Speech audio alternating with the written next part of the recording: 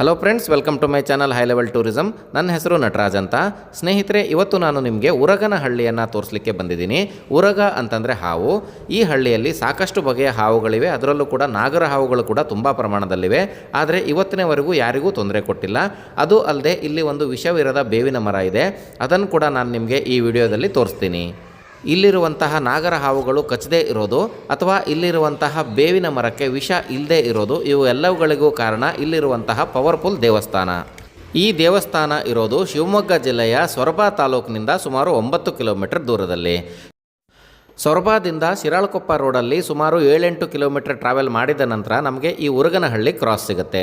ನೀವಿಲ್ಲಿ ನೋಡಬಹುದು, ಬೋರ್ಡಲ್ಲಿ ಉರಗನಹಳ್ಳಿ ಅಂತ ಬರ್ಕೊಂಡಿದೆ. ಅದು ಅಲ್ಲದೆ ಇಲ್ಲಿ ಕನ್ಸ್ಟ್ರಕ್ಷನ್ ಕೂಡ ನಡೀತಾ ಇದೆ. ಇಲ್ಲಿಂದ ಸುಮಾರು 1-1.5 ಕಿಲೋಮೀಟರ್ ಟ್ರಾವೆಲ್ ಮಾಡಿದರೆ ನಮಗೆ ಉರಗನಹಳ್ಳಿ ಊರು ಸಿಗುತ್ತೆ.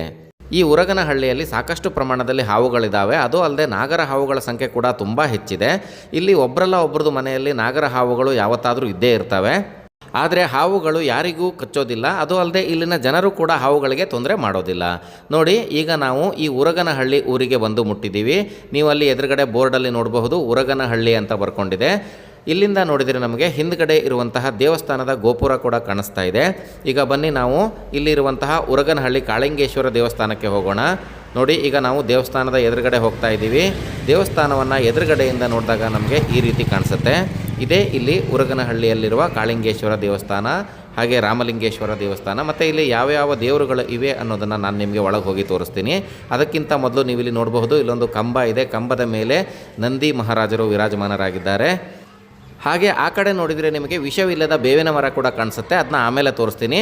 ಈಗ ಬನ್ನಿ ದೇವಸ್ಥಾನದ ಒಳಗಡೆ ಹೋಗೋಣ. ನೋಡಿ, ದೇವಸ್ಥಾನ ನಮಗೆ ಇಲ್ಲಿಂದ ಈ ರೀತಿಯಾಗಿ ಕಾಣಿಸುತ್ತೆ. ಈ ದೇವಸ್ಥಾನಕ್ಕೆ ಪ್ರತಿದಿನ ಇಲ್ಲಿ ನೂರಾರು ಸಂಖ್ಯೆಯಲ್ಲಿ ಭಕ್ತರು ಭೇಟಿ ಕೊಡ್ತಾರೆ. ಇಲ್ಲಿ ನಮ್ಮ ರಾಜ್ಯದಿಂದ ಮಾತ್ರ ಅಲ್ಲದೆ ಬೇರೆ ರಾಜ್ಯಗಳಿಂದ ಕೂಡ ಜನರು ಬರ್ತಾರೆ. ಯಾಕಂದರೆ ಇಲ್ಲಿ ಯಾವುದೇ ರೀತಿಯ ನಾಗದೋಷಗಳಿದ್ದರೂ ಕೂಡ ಪರಿಹಾರ ಆಗ್ತವೆ. ನೀವು ಇಲ್ಲಿ ಎದುರಿಗೆ ನೋಡಬಹುದು, ದೇವರ ದರ್ಶನ ಆಗ್ತಾ ಇದೆ. ಇದೇ ಇಲ್ಲಿರುವ ರಾಮಲಿಂಗೇಶ್ವರ ದೇವರು. ಹಾಗೆ ಈ ದೇವರ ಎಡಕ್ಕೆ ಮತ್ತು ಬಲಕ್ಕೆ 2 ದೇವರ ಮೂರ್ತಿಗಳಿದ್ದಾವೆ. ಅವನ್ನೆಲ್ಲ ನಾನು ನಿಮಗೆ ಡಿಟೇಲ್ ಆಗಿ ತೋರಿಸ್ತೀನಿ. ನೋಡಿ, ಇಲ್ಲಿ ರಾಮಲಿಂಗೇಶ್ವರ ದೇವರು ಎಷ್ಟೊಂದು ಸುಂದರವಾಗಿ ಕಾಣಿಸ್ತಾ ಇದೆ.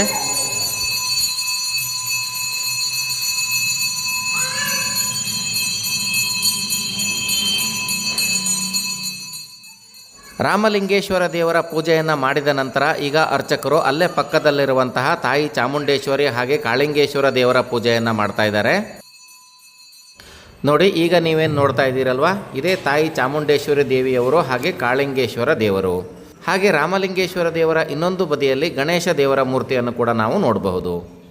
ಇಲ್ಲಿ ತಾಯಿ ಚಾಮುಂಡೇಶ್ವರಿ ದೇವಿಗೆ ಹೂವಿನ ಪ್ರಸಾದವನ್ನು ಹಚ್ಚಿ ತಮ್ಮ ಕೆಲಸ ಆಗುತ್ತೋ ಇಲ್ವೋ ಅನ್ನೋದನ್ನು ಕೂಡ ತಿಳಿಯಬಹುದು. ಇಲ್ಲಿ ಸರ್ಪ ಸಂಸ್ಕಾರ, ಆಶ್ಲೇಷ ಬಲಿ ಹಾಗೆ ನಾಗ ಪ್ರತಿಷ್ಠಾಪನೆಗಳನ್ನೆಲ್ಲ ಮಾಡಿಸಬಹುದು. ಹಾಗೆ ಇಲ್ಲಿ ಬಂದವರಿಗೆ ನಾಗದೋಷ ಕೂಡ ಪರಿಹಾರ ಆಗತ್ತೆ. ಸರ್ಪದೋಷ ನಿವಾರಣೆ ಆಗಿರೋದಕ್ಕೆ ಒಂದು ಉದಾಹರಣೆ ಅಂತ ಅಂದರೆ ಈ ದೇವಸ್ಥಾನದ ಮುಂದುಗಡೆ ಇರುವಂತಹ ಬೇವಿನ ಮರ. ಈ ಮರ ಕಹಿ ಬೇವಿನ ಜಾತಿಯದ್ದಾಗಿದ್ದರೂ ಕೂಡ ಈ ಮರದಲ್ಲಿ ಸ್ವಲ್ಪವೂ ಕಹಿ ಇಲ್ಲ. ಅದಕ್ಕಾಗಿ ಇದನ್ನು ವಿಷವಿಲ್ಲದ ಬೇವಿನ ಮರ ಅಂತ ಕೂಡ ಕರೀತಾರೆ.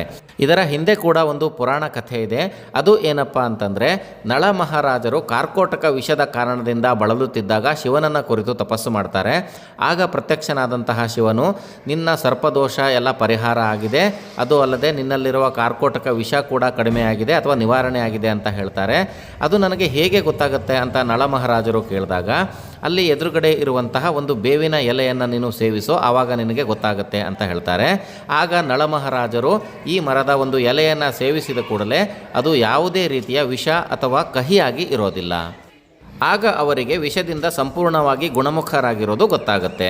ಈಗ ನೀವಿಲ್ಲೇನು ನೋಡ್ತಾ ಇದ್ದೀರಲ್ವಾ, ಇದೇ ಮರದ ಎಲೆಗಳನ್ನು ಅವರು ಸೇವಿಸಿರ್ತಾರೆ ಅಂತ ಹೇಳ್ತಾರೆ. ಇವತ್ತಿಗೂ ಕೂಡ ಈ ಮರದ ಎಲೆಗಳಲ್ಲಿ ಕಹಿ ಅಂಶ ಸ್ವಲ್ಪವೂ ಇರೋದಿಲ್ಲ.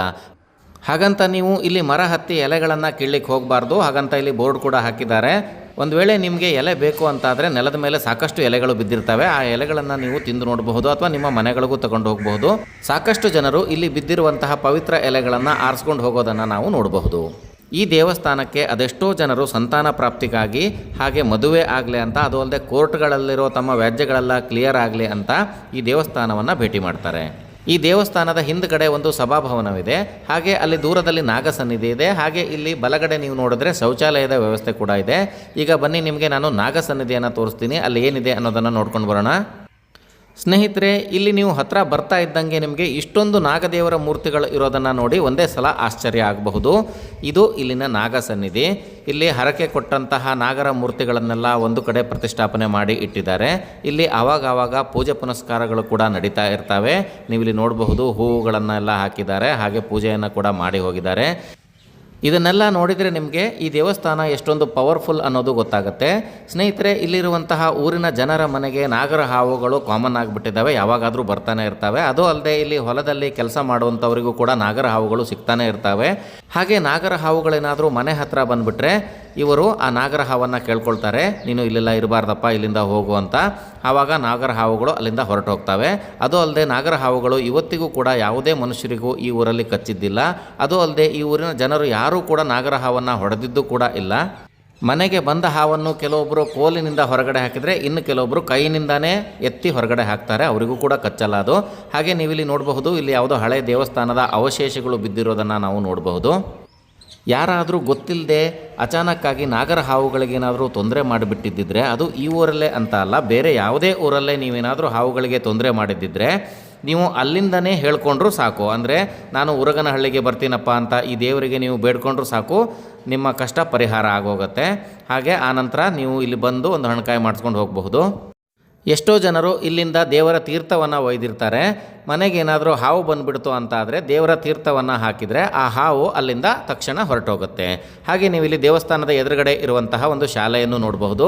ಹೀಗೆ ನಾವು ಈ ದೇವಸ್ಥಾನದ ಎದುರುಗಡೆ ಇರೋ ರೋಡಲ್ಲಿ ಸ್ವಲ್ಪ ಮುಂದೆ ಹೋಗಿ ಬಲಗಡೆ ರೋಡಲ್ಲಿ ಹೋದರೆ ನಾವು ದರ್ಗಾಕ್ಕೆ ಅಥವಾ ನಾಗಬನಕ್ಕೆ ಹೋಗಬಹುದು. ಈಗ ನಾವು ಈ ದೇವಸ್ಥಾನವನ್ನು ನೋಡಾಯ್ತಲ್ವಾ, ಈಗ ಬನ್ನಿ ನಿಮಗೆ ನಾಗಬನ ಅಥವಾ ದರ್ಗಾಕ್ಕೆ ಕರ್ಕೊಂಡು ಹೋಗ್ತೀನಿ.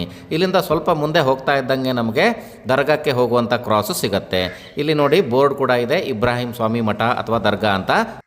ನೋಡಿ, ನಾಗಬನಕ್ಕೆ ಅಥವಾ ಇಬ್ರಾಹಿಂ ಸ್ವಾಮಿ ಮಠಕ್ಕೆ ಹೋಗುವಂತಹ ರೋಡು ಈ ರೀತಿಯಾಗಿ ಕಾಣಿಸುತ್ತೆ. ಇಲ್ಲಿ ವ್ಯೂ ತುಂಬ ಚೆನ್ನಾಗಿದೆ. ಒಂದು ಸೈಡಲ್ಲಿ ಅಡಕೆ ತೋಟ ಕಾಣಿಸ್ತಾ ಇದೆ, ಹಾಗೆ ದೂರದಲ್ಲಿ ನಮಗೆ ಕೆರೆ ಕಾಣಿಸ್ತಾ ಇದೆ. ಆ ಕೆರೆಯ ದಂಡೆ ಮೇಲೆ ನಾವು ಹಾಗೆ ಮುಂದೆ ಹೋದರೆ ನಮಗೆ ಎದುರುಗಡೆ ಬನ ಇರೋದು ಕಾಣಿಸುತ್ತೆ. ಅದೇ ನಾಗಬನ ಅಥವಾ ದರ್ಗಾ ಇರುವಂತಹ ಕ್ಷೇತ್ರ.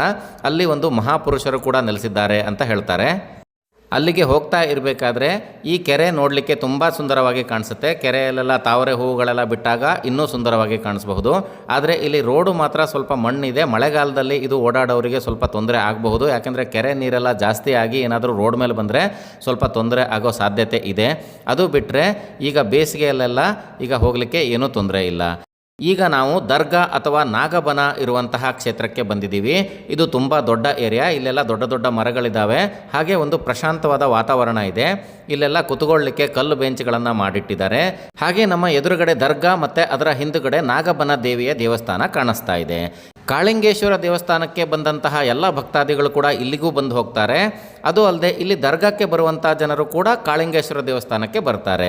ಇಲ್ಲಿ ಯಾವುದೇ ರೀತಿಯ ಜಾತಿ ಭೇದ ಇಲ್ಲ. ಇಲ್ಲಿ ಹಿಂದೂ ಮುಸ್ಲಿಂ ಎಲ್ಲರೂ ಒಂದಾಗಿ ಪೂಜೆಯನ್ನು ಸಲ್ಲಿಸ್ತಾರೆ. ಇಲ್ಲಿಗೆ ಬರುವಂತಹ ಭಕ್ತಾದಿಗಳಲ್ಲಿ ಹೆಚ್ಚಿನವರು ವಾಮಾಚಾರಕ್ಕೊಳಗಾದವರು, ಪ್ರೇತ ಬಾಧೆಗೆ ಒಳಗಾದವರೆಲ್ಲ ಇರ್ತಾರೆ. ಅವರೆಲ್ಲರೂ ಈ ಸನ್ನಿಧಿಗೆ ಬಂದು ಬೇಡಿಕೊಂಡು ತಮ್ಮ ಕಷ್ಟಗಳನ್ನೆಲ್ಲ ನಿವಾರಣೆ ಮಾಡ್ಕೊಳ್ತಾರೆ. ಅವರ ಕಷ್ಟಗಳೆಲ್ಲ ನಿವಾರಣೆ ಆದ ನಂತರ ಇಲ್ಲಿಗೆ ಬಂದು ದೇವರಿಗೆ ಹರಕೆ ಸಲ್ಲಿಸಿ ಹೋಗ್ತಾರೆ. ಹಾಗೆ ಈ ದರ್ಗಾದ ಹಿಂದ್ಗಡೆನೇ ಇರೋದು ನಾಗಬನ ದೇವಿಯ ದೇವಸ್ಥಾನ. ಸಂಜೆ 6 ಗಂಟೆಯ ನಂತರ ಇಲ್ಲಿ ಯಾವುದೇ ರೀತಿಯ ಪೂಜೆ ಪುನಸ್ಕಾರಗಳು ನಡೆಯೋ ಹಾಗಿಲ್ಲ, ಏನಿದ್ರು ಹಗಲಿಗೆ ನಡೀತವೆ. ಈಗ ಬನ್ನಿ ನಿಮಗೆ ದರ್ಗಾವನ್ನು ಒಂದ್ಸಲ ಸುತ್ತಲೂ ತೋರಿಸ್ಬಿಡ್ತೀನಿ ಯಾವ ರೀತಿ ಇದೆ ಅಂತ.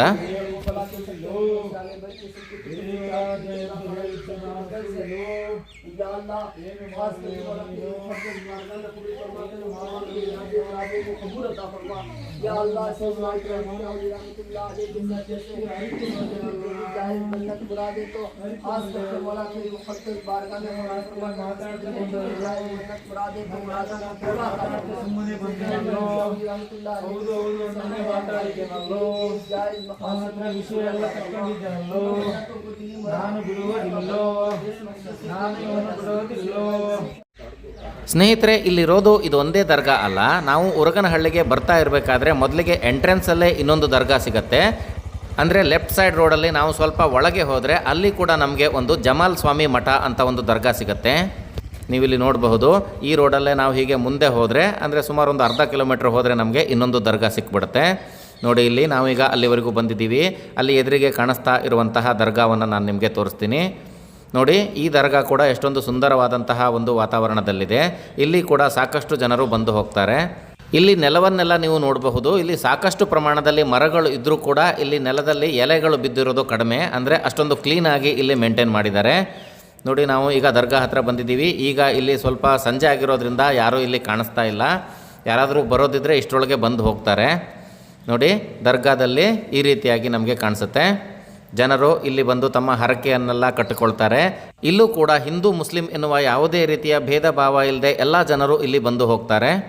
ಹಾಗೆ ಈ ದರ್ಗಾದ ಜಾಲರಿಗಳಿಗೆ ಜನರು ಹರಕೆ ಕಟ್ಟಿಕೊಂಡಿರುವಂತಹದ್ದನ್ನು ನೀವು ಇಲ್ಲಿ ನೋಡಬಹುದು.